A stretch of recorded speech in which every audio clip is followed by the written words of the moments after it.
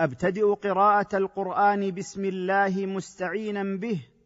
الله علم على الرب تبارك وتعالى المعبود بحق دون سواه، وهو أخص أسماء الله تعالى، ولا يسمى به غيره سبحانه. الرحمن ذي الرحمة العامة الذي وسعت رحمته جميع الخلق.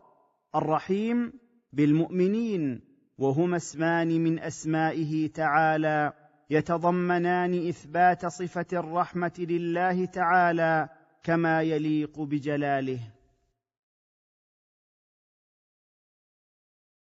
الثناء على الله بصفاته التي كلها أوصاف كمال، وبنعمه الظاهرة والباطنة الدينية والدنيوية، وفي ضمنه أمر لعباده أن يحمدوه، فهو المستحق له وحده، وهو سبحانه المنشئ للخلق القائم بأمورهم المربي لجميع خلقه بنعمه، ولأوليائه بالإيمان والعمل الصالح.